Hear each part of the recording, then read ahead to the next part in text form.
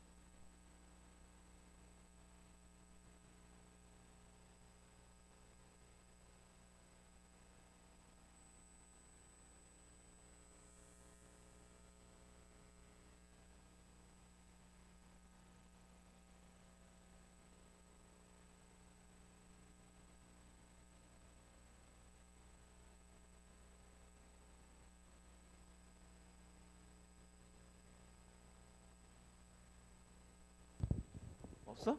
해찬이는? 현경아, 안 썼어? 뭐 했어 집에서?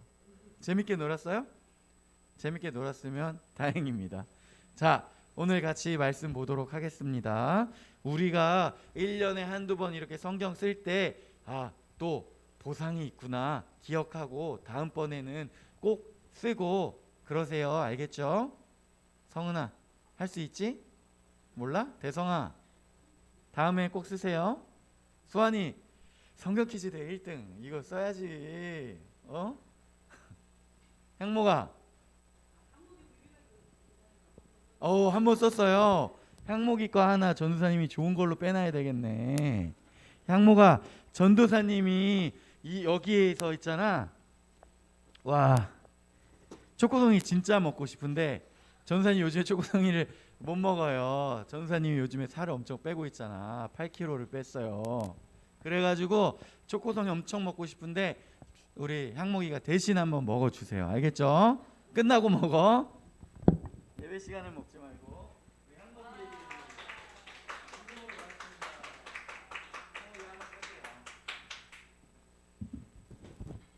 자, 이렇게 부활절을 우리 중고등부 나름 기뻐하고 서로 또 축하하고, 뒤에 보면 우리 삶은 달걀도 마련되어 있습니다. 삶은 달걀, 이 알 껍질을 깨고 나오는, 그러면서 예수님의 그 부활을 또 생각하는 그런 상징이 되어서 부활절마다 삶은 계란을 이렇게 나누는데 준비되어 있으니까 이따가 우리 반 선생님들 통하여서 꼭 다 받아 가시고요. 그 다음에 우리 친구들이 초등부는 보니까, 청년부랑 초등부는 전도용으로도 다 이렇게 삶은 계란 받더라고. 근데 전도사님은 그것까지는 생각 못하고 우리 친구들 맛있게 먹으라고, 그래서 먹다가 목이 마를까봐 지난주에 선생님 준비해 주신 배지밀도 전도사님이 계란 옆에 이렇게 수줍게 놨어요. 그래서 이따가 삶은 달걀과 배지밀을 꼭 같이 받아 가도록 하세요. 알겠죠? 몰라요? 알겠습니까? 한영아, 한영이 성경 몇 번 썼어? 몇 번 썼어? 한 번? 한 번 썼어요? 이따 전도사님한테 과자 받아가세요. 알겠죠? 자, 우리 오늘 하나님께서 우리에게 주시는 말씀은 누가복음 24장 25절에서 36절 말씀입니다. 누가복음 24장 25절에서 36절.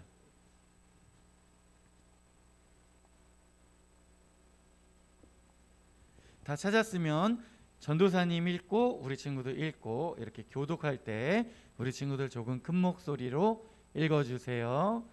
이르시되 미련하고 선지자들이 말한 모든 것을 마음에 더디 믿는 자들이여,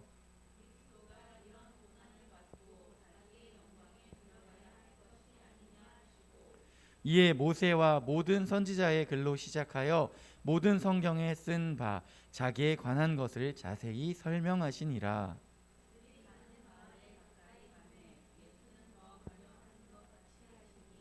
그들이 강권하여 이르되 우리와 함께 유하사이다. 때가 저물어가고 날이 이미 기울었나이다 하니 이에 그들과 함께 유하러 들어가시니라.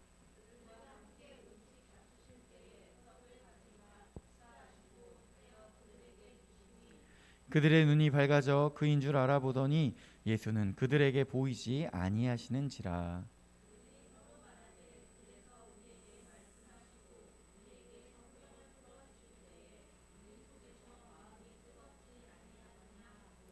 곧 그때로 일어나 예루살렘에 돌아가 보니 11 제자 및 그들과 함께한 자들이 모여 있어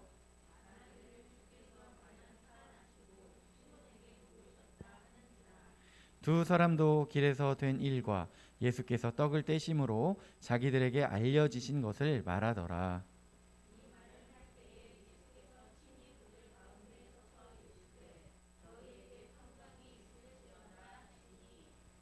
아멘.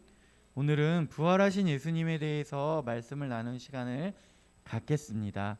예수님께서 이 땅에 오셔서 이 세상을 살아가실 때에 평범한 몫으로 살아가신 시간도 있었고, 그리고 우리들을 위하여 공생애를 살아가신 시간도 있었어요. 그런데 특별히 예수님께서 공생애 하신 것이 있으니 천국을 전파하시고 가르치시고 병든 자, 억눌린 자들을 고치시는 일이 있었어요. 천국이 하나님의 나라임을 가르치셨어요. 그러니까 많은 사람들이 찾아왔어요. 예수님에게 많은 제자들이 생겼어요. 12명의 제자를 우리들이 대표적으로 알고 있지만 12명 외에도 정말 많은 사람들이 예수님을 따라왔습니다. 그 사람들 중에서는 예수님의 그 삶이, 예수님의 말씀이 너무 좋아서 오는 사람들도 있었지만 예수님 곁에 있으니까 놀라운 일이 벌어지는 것들을 본 사람들도 있었어요. 놀라운 일이라는 것은 무엇이죠? 그때 당시에 나면서부터 안진뱅이였던 자가 예수님을 통하여 기적을 맛보고 일어나는 일이 생겼어요. 앞 못 보던 사람들이 눈을 뜨는 일이 생겼어요. 이런 병에 걸렸던 사람들이 낫게 되는 일이 생기는 거예요. 심지어 죽었던 사람이 되살아나는 일도 목격하게 된 것이죠. 수많은 사람들이 나도 예수님 곁에 있으면 나의 문제가 해결될 것이다 라고 생각하며 따르던 자들도 많이 있었습니다. 많은 사람이 따르자 예수님께서는 전격적으로 엄청나게 많은 사람들을 통하여 일으키시는 기적들이 있었는데, 대표적인 것이 무엇이냐? 뭘까요? 이거 맞추는 사람 있을까? 저는 예수님이 일으키신 기적 중에 이게 정말 멋진 것 같아요. 이게 정말 기억에 남아요. 아니야, 뭐?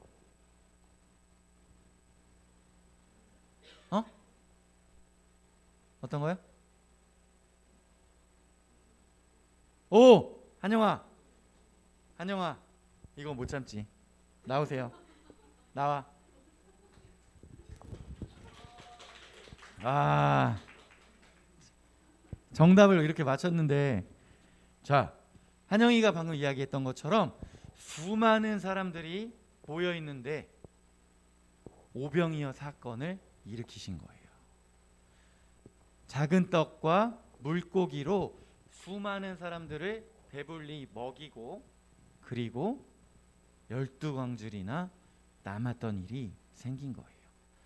자, 이 정도 대형 사건이 터지니까 예수님 곁에서 나 한번 잘 먹고 잘 살아보자, 나 한번 병 고쳐졌으면 좋겠다 생각했던 사람들의 생각이 바뀌기 시작했어요. 어떻게 바뀌었냐? 그때 당시에 이스라엘은요, 로마의 통치 아래 있었어요. 한마디로 속국이었단 말이에요. 그런데 대대로 구약 성경의 말씀을 통하여 이스라엘 사람들을 구원해 주실 분이 오실 것이다 라는 예언을 이스라엘 사람들은 알고 있었어요. 네, 너도 받고 싶어? 또 있네. 막 한영이 주고 막 가은이 주고 지금 은수 주고 했는데 또 있어. 성은아, 너에게도 기회가 있어. 혹시 우리 민족을 구원해 주신다는 그 예언자가 혹시 저 예수님이 아닐까? 라는 생각이 그들에게 들기 시작했던 거예요. 로마랑 전쟁해도 되겠는데, 대제국이었던 로마 가운데 우리가 한번 해볼 수 있을 것 같다는 생각이 들기 시작했어요. 왜? 예수님이 계시니까. 전쟁이 가장 중요한 게 뭐예요? 전쟁의 제일 중요한 것이 군량미라고 표현하는 음식이에요. 전쟁을 잘 수행하기 위해서는 그들에게 계속해서 이 음식이 잘 전달되어야 먹고 전쟁을 할 수 있죠.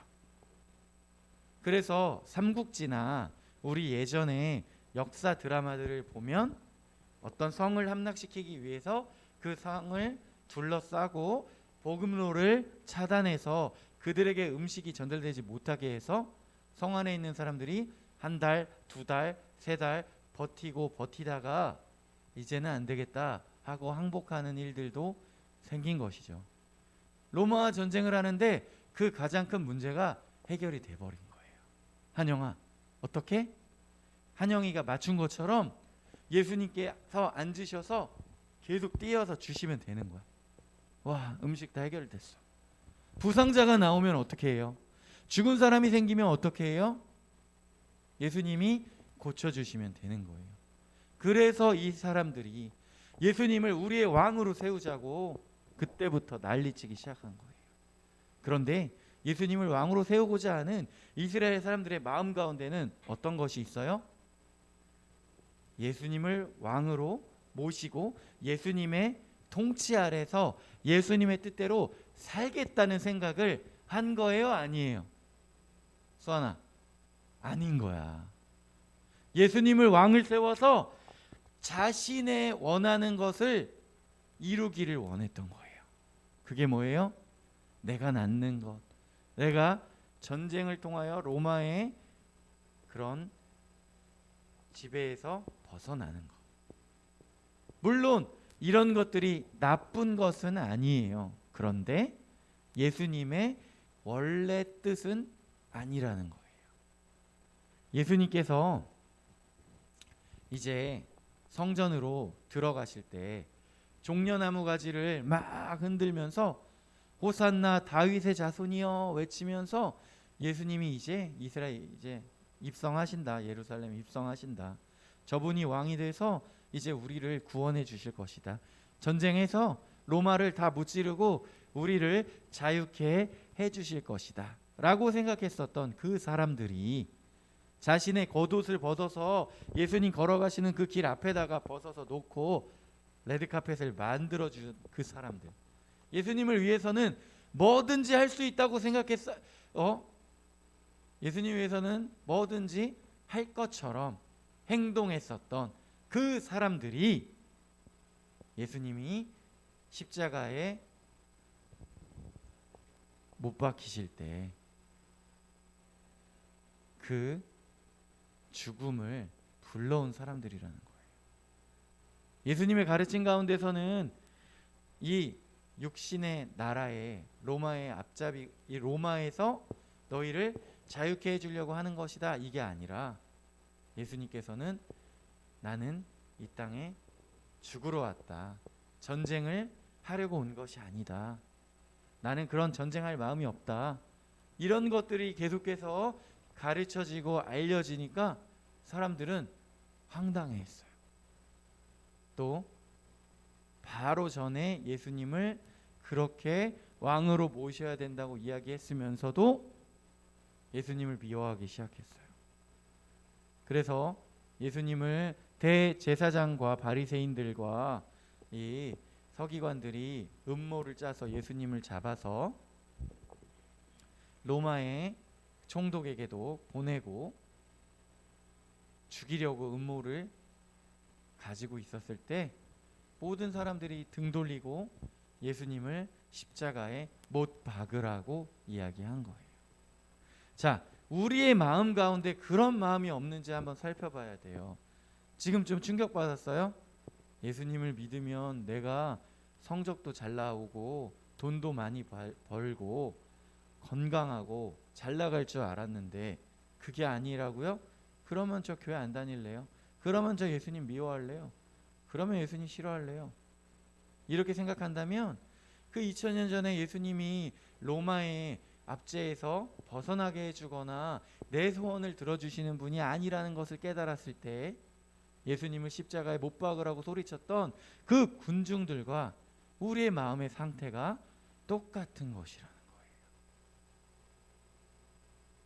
그런데 그러면 전도사님 지금 어쩌라는 겁니까? 오늘 그래도 엄마가 교회 가라고 해서 나 왔는데 다음 주부터는 저는 교회를 안 갈까요? 그게 아니에요. 제자들도 우리와 별반 다르지 않았어요. 제자들도 예수님께서 왕이 되시면 예수님, 저를 예수님의 우편에, 제 동생을 예수님의 왼편에 서게 해주세요, 이랬던 사람들이 있었어요. 무슨 말이냐? 나를 국무총리 시켜주세요, 나를 국방부 장관 시켜주세요, 이렇게 이야기했던 제자들이 있단 말이에요. 예수님께서는 참 황당하셨어요. 무슨 소리 하는 거지? 제자라고 12명 뽑아놨는데 가장 가까운 제자들이라는 이 녀석들이 이상한 소리를 하고 있는 거예요. 예수님의 뜻을 전혀 모르고. 제자들 또한 그러했습니다. 그런데 예수님께서 십자가에 달려 돌아가시며 그 의미가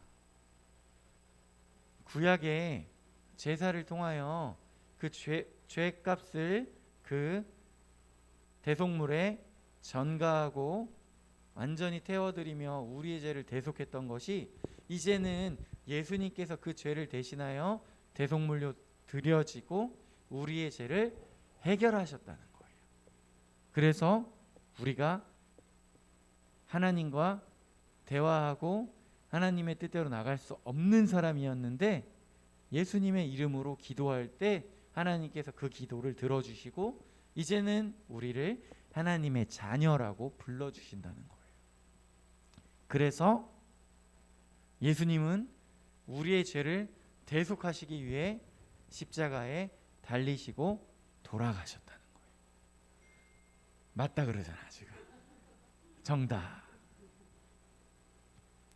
그런데 그것으로 끝난 것이 아니라 우리 예수님께서 부활하시고 승천하셔서 하나님의 곁에 계시며 우리를 위하여 지금도 기도하시며 하나님께 우리에 대해서 변호하신다는 거예요. 안 되겠다. 정말 말도 안 듣는다. 이 녀석 심판해야 된다. 이런 생각을 하나님께서 때로는 하실지라도 예수님께서 아버지 한번 기다려 주세요. 잘할 수 있습니다. 그래서 우리가 그 부활을 믿고 나아가는 거예요. 그런데 그 제자들이요, 예수님 돌아가시기 전에 하나님의 뜻대로 살아가지 못했던 그 제자들이 예수님의 부활을 목도하며 바라보며 변화되기 시작한 거예요.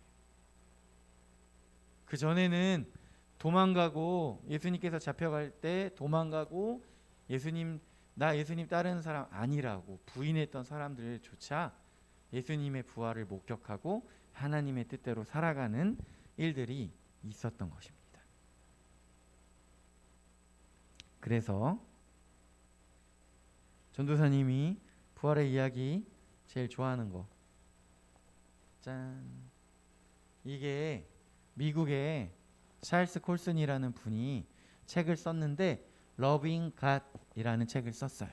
이 러빙 갓이라는 책을 전도사님 좋아해가지고 막 읽고 이야기해 주는데, 예전에도 우리 중고등부에서 한번 이야기해 준 적 있는데, 중고등부 새로 들어온 친구들이랑 안 오던 친구들이니까 이제 또 처음 듣는 친구도 있을 것이고, 그리고 예전에 들었어도 또 처음 듣는 친구도 있을 거예요. 이 찰스 콜슨이라는 분이 이 러빙갓이라는 책을 쓰게 된 것은 결정적으로 감옥에서 쓰게 된 거예요. 이분이 왜 감옥에 가게 되었을까 보면, 자, 닉슨이라는 미국의 37대 대통령이 있었어요. 우리나라도 대통령이 있잖아요. 혹시 우리나라 대통령이 몇 년 하는지 아는 사람? 가은이. 이 정답을 말했어. 5년. 그럼 우리나라 대통령 2번 할 수 있어요, 없어요? 못하죠. 그래서 이거를 5년 단임제라고 이야기를 합니다. 그런데 미국은 어떤지 알아요? 가은이 알고 있어. 은수도 알 것 같은데. 미국은 4년 중임제. 그래가지고 4년씩 2번 할 수 있는 거야. 그래서 이 닉슨이라는 대통령이요, 대통령에 선출이 돼서 4년 동안 대통령을 하고, 그 다음에 또 대통령 후보로 나와서 됐을까 안 됐을까? 대성아. 정답. 됐어요. 그래서 두 번째 대통령의 임기, 그러니까 5년 차를 시작하려고 할 때에 어떤 사건이 벌어졌어. 어떤 사람들이 워터게이트라는 건물이 있었는데, 이 워터게이트에서 어떤 도둑이 잡힌 거야. 근데 이 도둑들이 잡혀서 단순히 좀도둑인 줄 알고 조사를 하고 있었는데, 이 좀도둑들의 주머니 안에서 발견된 수첩에 이 닉슨 대통령의 그 수하들 전화번호가 적혀 있는 거예요. 뭐지? 해서 이 사람들을 더 조사하기 시작하는데, 이게 대형 사건으로 발전해요. 그때 당시에 닉슨 대통령의 반대편에 있었던 당 사람들의 사무실이 워터게이트라는 건물 안에 있었고, 치열하게 대통령 선거하는 과정에 이 닉슨 대통령의 사람들이 그 워터게이트 빌딩에 도청장치를 설치하다가 잡힌 거예요. 그런데 이 사람들이 그 전에도 그 반대편 사람들에게 도청장치를 계속해서 설치하고 감청하고 있었던 사실을 밝히게 되는 것이죠. 그러면서 닉슨 대통령에게 그 사실을 알고 있었냐 물어봤을 때 닉슨 대통령은 나는 모른다 라고 이야기했지만, 닉슨 대통령이 알고 있었고, 이 사건에 조직적으로 이렇게 불법으로 도청하면서 선거운동 하고 있었던 거에 대해서 알고 있었고, 상당 부분 관여되어 있었다는 사실이 밝혀지게 됩니다. 한마디로 거짓말을 했다는 것이죠. 그래서 미국 국회에서 닉슨 대통령을 탄핵해야 된다는 법안이 통과가 돼요. 그러자 닉슨 대통령은 이 법안이 통과돼서 탄핵되는 대통령이 되고 싶진 않다 하면서 스스로 대통령의 직을 내려오기로 선언을 합니다. 두 번째 집권 1년차에. 그러면서 닉슨 대통령의 많은 보좌관들이 이 워터게이트 사건에 연루되어 있다고 해서 감옥에 가게 되는 일이 생겨요.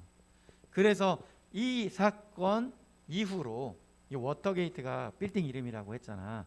근데 이 사건 이후로 어떤 정치적인 사건들이 벌어지게 되면 그 사건 뒤에 게이트라는 표현을 이렇게 붙여가지고 사용하게 되는 계기가 된 거야.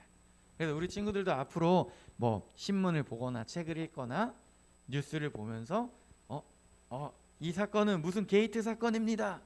얼마 전에 우리 한국에서도 대통령 선거하면서 대장동 게이트 하니까 뭐지? 대장동 게이트?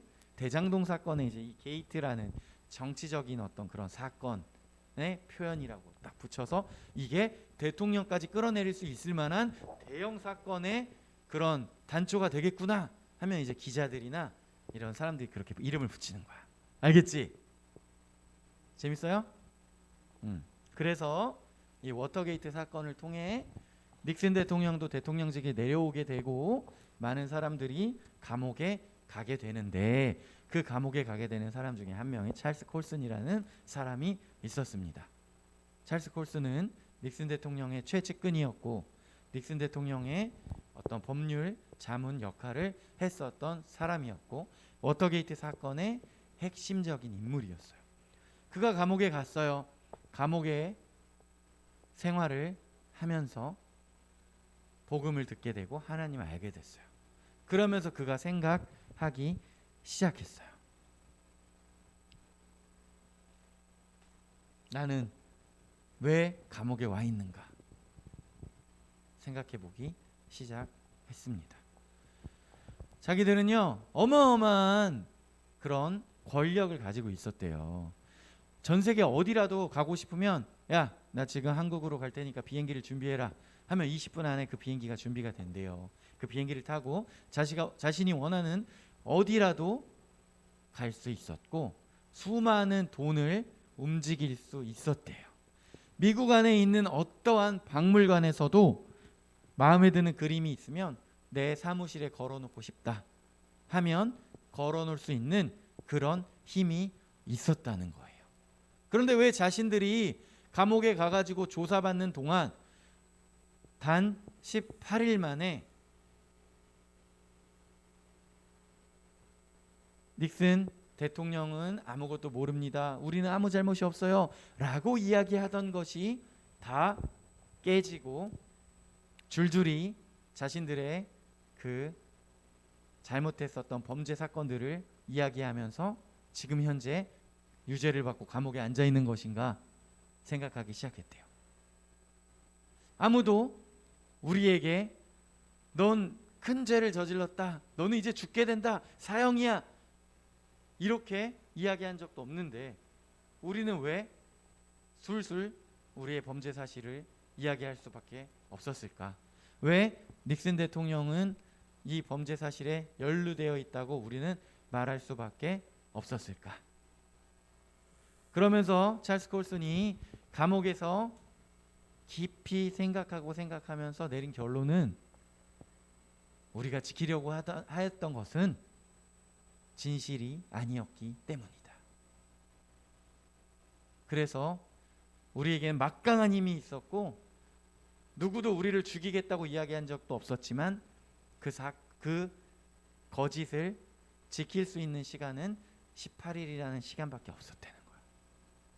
그러면서 찰스 콜슨이 성경책을 읽으며 그 제자들에 대해 생각하기 시작했어요. 이 제자들이 예수님 십자가에 달리기 전에는 막 도망가던 사람들인데 이제는 오히려 예수님께서 십자가에 달려 돌아가셨는데 이제 도망가야지. 이제는 예수님 따르면 안 되는데 왜 그때부터 이들이 예수님을 더 따르기 시작했는가? 로마의 모든 사람들이 예수님 믿는다고 하면 잡으러 다녔고 죽이려고 하였고, 유대인들은 아예 돌 들고 그들을 죽이는 것이 명예로운 것이라고 하면서 죽이러 다녔는데, 그 고난과 고통 가운데 그 제자들은 어떻게 그것들을 버텨 이겨낼 수 있었는가? 나는 변호사인데, 나는 대통령의 자문위원이었는데, 나에게는 힘이 있었는데, 돈이 있었는데, 제자들은 돈도 없어요, 힘도 없어요. 심지어 그들을 죽이려고 협박하고 쫓아다니는 사람들이 많았어요. 그런데 그들은 성경에 보면 수많은 사람들, 예수님의 제자들이 예수님의 부활을 증거하며 목숨까지도 잃게 되는 것이죠. 그런데 어떻게 이들이 그렇게 할 수 있었을까? 찰스 콜스는 이해할 수가 없었어요.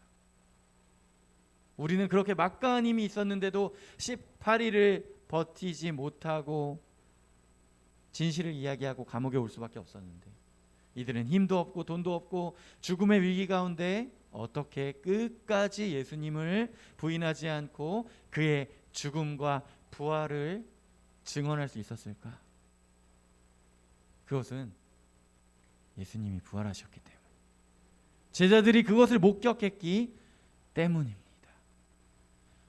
아무리 힘들고 아무리 어려운 상황 가운데서도 부인할 수 없는, 내가 죽더라도 이것은 부인하지 못하겠다. 왜? 내가 봤으니까. 왜? 내가 그 부활하신 예수님을 만났으니까. 진실은 그런 것이라. 이 찰스 콜슨의 감옥에서의 이런 성경을 읽고 묵상하는 것들을 통하여 그 제자들이 만난 부활하신 예수님을 찰스 콜슨도 만나게 된 것입니다. 그래서 그는 감옥에서 나온 뒤에도 교도소 선교회를 만들어서 수많은 교도소 안에 자기 자신처럼 예수님을 믿고 따를 자들이 있을 것이라고 생각하여 복음을 전하고 미국 전역에 평생 복음을 전하는 삶을 사셨어요. 얼마 전에 돌아가셨다는 뉴스 그걸 봤어요. 몇 년 안 됐어. 5년 안 됐을 거예요. 평생을 힘과 권력을 쫓던 삶에서 예수님의 부활을 증언하는 자의 삶을 살았던 것입니다. 우리 영업교회 중고등부 친구들 한 명 한 명이 해가 지나면서 우리가 한번 그냥 맞이하는 성탄절, 또 한번 지나가는 부활절이 아니라 살아계신 예수님, 지금도 현재 우리와 동행하시며 우리의 삶을 인도하여 주시는 그 놀라우신 주님의 사랑, 어떤 일이 있어도 부인하지 못할 만한 그 만남이 있기를 소망합니다. 기도하겠습니다.